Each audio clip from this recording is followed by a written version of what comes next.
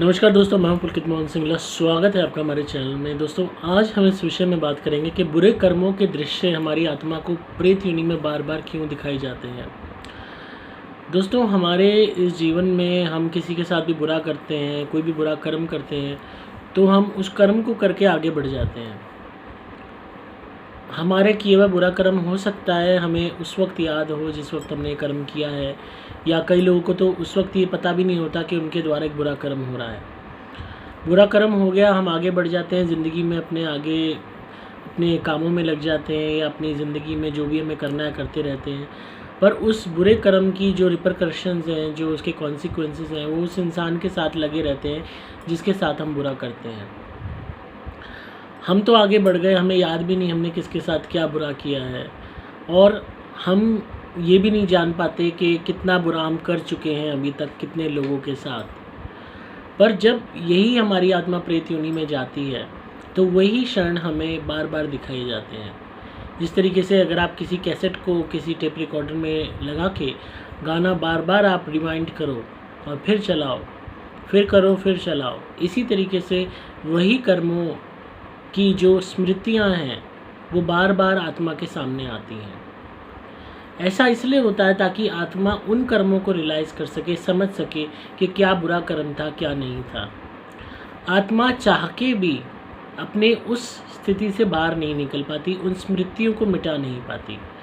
कहते हैं ना कि इंसान जब अंतिम राह की तरफ होता है, तो जब वो अगर बिस्तर पे लेटा होता है तो ऊपर की तरफ देखता है, छत की तरफ देखता है, उसको वो सारे पल याद आने लगते हैं जो सब उसने जीवन में किया है। कहीं ना कहीं उसे ऐसे पल भी याद आते हैं कि उसने कहाँ कहाँ गलत किया है, या रियलाइजेशन होने लगती है। हालांकि सारी चीज़ों की एग्जैक्टली नहीं हो पाती, क्योंकि ये बहुत मुश्किल है कि पूरी अपनी ज़िंदगी का एक सार देखना, और या खासकर उसमें से बुरे कर्मों को छांटना, ये बहुत मुश्किल है। तो एक जो मोटा मोटी बुरे कर्म होते हैं, किसी के साथ किया हुआ गलत, किसी के साथ की हुई ज़्यादती, तो वो सामने एक मोटे तौर पे दिखाई देती है इंसान को, और इंसान अपने घर वालों को इकट्ठा करता है, उन्हें बोलता है भाई मुझे माफ़ कर दो, मुझसे कोई गलती हुई हो तो मैंने इसको इसका हक दे देना, कहीं कुछ कहीं कुछ। पर उसके अलावा जो पूरी ज़िंदगी में किए हुए हर छोटे से छोटे, बड़े से बड़े, ना बुरा समझने वाले, ना बुरा समझे जाने वाले कर्म भी, जो बुरे कर्म हैं आध्यात्मिक और पारलौकिक दुनिया में, उनकी जो स्मृतियां हैं वो प्रेत योनि में दिखाई जाती हैं। आत्मा प्रेत योनि में जब वो नहीं देख पाती कि भाई उसके साथ क्या हो रहा है, वो नहीं समझ पाती कि वो प्रेत क्यों बना है, कोई भी पर्टिकुलर आत्मा, जब वो चीखती है, चिल्लाती है, आवाज़ें लगाती है कि मुझे यहाँ से निकालो, मैं इस पास्ट लाइफ को बार बार नहीं जीना चाहता, मैं अपने घर वालों को देख रहा हूँ, खा रहे हैं, मौज ले रहे हैं, सब कुछ है, मेरे पास खाना नहीं है, मेरे पास उनका साथ नहीं है, मैं अकेला हूँ, ये दुनिया बहुत अकेली है, यहाँ पे बहुत ज़्यादा अंधेरा है। क्योंकि मैक्सिमम टाइम में प्रेत योनि में लोगों को अंधेरा ही दिखाई देता है, खासकर अगर बुरे कर्मों का लेवल ज़्यादा है तो पारलौकिक दुनिया जो भी है वो अंधकार से भरी हुई दिखाई देती है। तो आत्मा व्याकुल हो जाती है, घबराती है, डरती है। पहली चीज़ ही एक ट्रॉमा ये होता है कि उस पास्ट में अटके रहना और उससे आगे ना बढ़ना, शरीर ना होना, उनकी अनुभूतियाँ, स्मृतियाँ ना होना, शरीर के माध्यम से भोग रस का स्वाद ना चखने पाना, ये भी एक टॉर्चर होता है।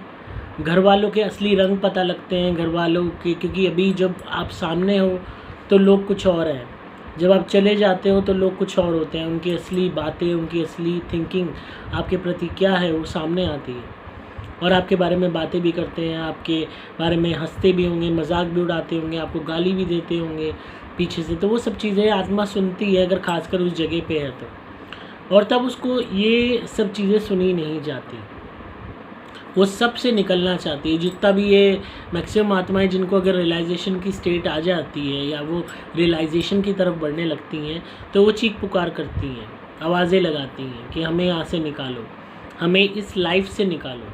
हम भूल जाना चाहते हैं ये सब जो हमने अभी तक किया, हम भूल जाना चाहते हैं ये सब जो हमने सहा, हम भूल जाना चाहते हैं जो सब हमने भोगा, हम भूल जाना चाहते हैं ज़िंदगी को।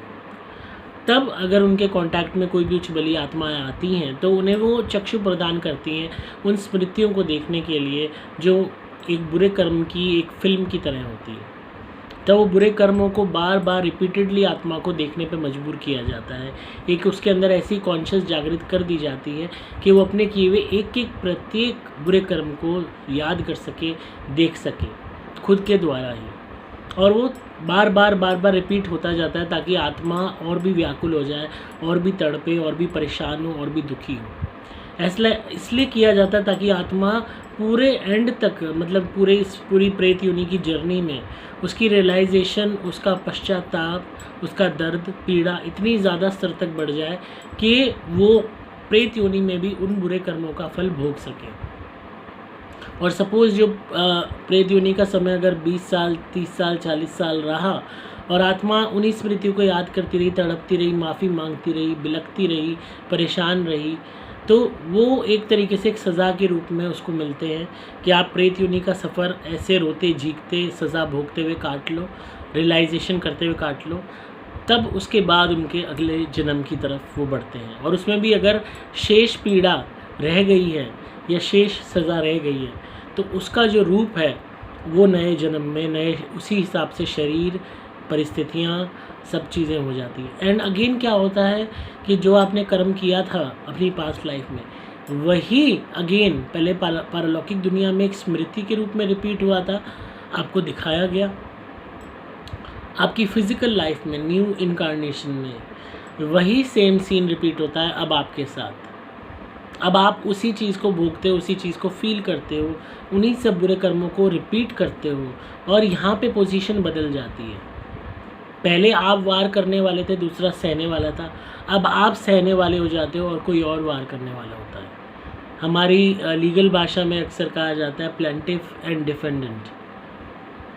डिफेंड करने वाला, यहाँ तो खैर भाषा डिफरेंट होती है। प्लेंटिफ कहता है भाई इसने मेरे साथ ये गलत किया, डिफेंडेंट अपने आप को बचाता है, प्रूव करता है कि मैंने नहीं किया। इसी तरीके से अगर हम बेसिक उसमें लें, अगर आप थे जो है बुरा करने वाले या नुकसान पहुंचाने वाले, तो आपका रोल बदल जाएगा, या आप सहने वाले बन जाओगे। अक्सर हमारे लीगल वे में तो डिफेंडेंट अपने ऊपर लगे हुए इल्ज़ामों को यूँ कह लीजिए डिनाई करता है कि मैंने ये सब नहीं किया, हालांकि उसने किया होता है। प्लेंटिफ कंप्लेंट रेज़ करता है इसने मेरे साथ ये किया, वो किया, तो वही पूरे रोल बदल जाते हैं। डिफेंडेंट प्लेंटिफ हो जाता है, प्लेंटिफ डिफेंडेंट हो जाता है। तो एक कुदरत का न्याय होता है कि अगर आत्मा नहीं रियलाइज़ कर पाती प्रेत योनि में भी अपने कर्मों को, तो उसको फर्दर रियलाइज़ कराने के लिए नई इनकारनेशन वाली जो लाइफ होगी, नया जो जन्म होगा, प्रेजेंट लाइफ जो नई तैयार होगी प्रारब्ध स्वरूप, उसके अंदर वही स्मृतियाँ रिपीट कर दी जाएंगी एंड बाकायदा आत्मा को उसमें एक रोल प्ले किया जाएगा, उसकी परिस्थितियाँ ऐसी हो जाएंगी। हालांकि इसमें एक ट्विस्ट क्या है कि आत्मा को ये याद नहीं होगा कि उसने ये सब किया था किसी के साथ। प्रेत योनि में बस ये फ़ायदा है कि अगर आपको स्मृतियों की रियलाइजेशन हो जाती है, अपने करे हुए कर्मों की रियलाइजेशन हो जाती है, जब आप उन चीज़ों को बार बार देखते हो तो बहुत हद तक आप छूट पाओगे। पर अगर आपको रियलाइजेशन तब भी नहीं होती, पश्चाताप तब भी नहीं होता, तो आपको उसी पोजीशन में डाला जाएगा। मैक्सिमम केसेस में आत्मा को पश्चाताप नहीं होता, आत्मा को उन्हीं परिस्थितियों में नया जन्म मिलता है। और मैक्सिमम केसेस में जो सज़ा होती है वो पूर्णतः प्रेत योनि में आत्मा नहीं भोग पाती, क्योंकि शरीर नहीं है। इस कारण से भी वही परिस्थितियाँ नए जन्म में उत्पन्न कर दी जाती है प्रारब्ध स्वरूप, ताकि आपकी आत्मा उन सब कर्मों को भोगे जो आपने किसी और के साथ किए थे। तो ये बहुत ही कमाल का और सुंदर तरीका है ईश्वर का आत्मा को अपनी उस जर्नी में एहसास दिलाने का, उन गलतियों का जो उसने किया है। ईश्वर तक अगर आपको पहुंचना है तो आपको उन सब पापों को, उनके कर्मों की सज़ा को भोगना ही पड़ेगा, उसमें कोई भी तरीके से डिनाइल नहीं है। इसीलिए बार बार कहा जाता है कि बुरे कर्म करने से पहले सोचो। कई लोगों ने कल की वीडियो देख के कहा कि आपने प्रतिक्रिया क्यों नहीं दी जब आपके साथ बुरा हुआ, आपने उनके साथ बुरा क्यों नहीं किया, आपने प्रेत आत्माओं का सहारा लेके उनको नुकसान क्यों नहीं पहुंचाया। दोस्तों, जब मैं पारलौकिक दुनिया के संपर्क में आया था, इतनी सारी स्पिरिट से कम्युनिकेशन होता था, तो ये बात मैं समझ गया था कि कर्मों का प्रारब्ध क्या होता है। और कर्मों का प्रारब्ध ही था कि वो इतनी सारी आत्माएं प्रेत योनि में कैद थी। वो बताती थी अपने एक्सपीरियंसेस, अपनी स्टोरीज़, क्या क्या उन्होंने झेला है, क्या क्या गलतियाँ उनसे हुई हैं। और जब भी मेरे साथ गलत होता था, ऐसा नहीं था मैं अकेला था, मेरे साथ वो स्पिरिट्स थी। वो कहती थी कि आप इनके साथ गलत मत कर रहे हो, जो इन्होंने आपके साथ किया है ना, ये खुद ही भुगतेंगे। इन्होंने प्रारब्ध अपना रच लिया है। जिस तरीके से आज हम प्रेत योनि में कैद हैं, हमने भी गलतियाँ की थी, ये भी कैद होंगे। और उसी चीज़ को ये रियलाइज़ करना होगा इन्हें। अगर ये नहीं करेंगे तो यही परिस्थितियाँ इनके लिए तैयार रहेंगी। ये बात मैं बहुत जल्दी समझ गया था। कभी कभी जब मेरे साथ बुरा होता था तो मैं हंसता भी था। मुझे बहुत ज़्यादा उस टाइम ये होता था कि यार ये लोग क्या कर रहे हैं खुद के साथ। कभी कभी मुझे कुछ लोगों को देख के रोना भी आ जाता था। जब वो बहुत हद पार कर देते थे मेरे साथ बुरा करने में, तब मैं रो पड़ता था। कॉलेज में भी खास कर तो वो कहते थे कि तुम लड़के होकर रो रहे हो, अरे क्या तुम्हारे डरपोक हो, क्या है वो है। तो मैं रोता था इसलिए क्योंकि अब उनके साथ जो बुरा होने वाला था वो मुझे वो स्पिरिट्स बताती थी कि इनके कर्मों के द्वारा इनका प्रारब्ध कितना बुरा हो सकता है। और उसमें मैंने कभी ये नहीं सोचा कि मैं उनका बुरा करूं या उनको नुकसान पहुंचाऊं या किसी को कहूं स्पिरिट को कि तुम इससे नुकसान करो। ये मेरे अंदर ऐसी भावना ही नहीं थी, ना मेरे अंदर कभी ऐसे संस्कार थे कि मैं किसी का बुरा करूं। और ना ही मैं किसी आत्मा को इस कर्म बंधन में बांधना चाहता था, खासकर उन अनजान आत्माओं को, कि तुम मेरे लिए इनको नुकसान पहुंचाओ। जब मैं अपने सामने देख रहा था आत्माओं को भटकते हुए, परेशान होते हुए कर्मों के कारण ही, तो मुझे इस चीज़ पे पूरा विश्वास है कि कर्मों का फल मिलता है, हर आत्मा को भोगना पड़ता है, चाहे इंसान हो चाहे जानवर हो, हर कोई। और आज जानवरों के शरीरों में आत्माएं जो कैद हैं वो भोग ही रही हैं, इंसान भोग रहे हैं। ऐसे ऐसे लोगों की ज़िंदगी में परेशानियां हैं जो बिना कुछ करे आ जाती हैं। कहीं ना कहीं कुछ तो कर्म है।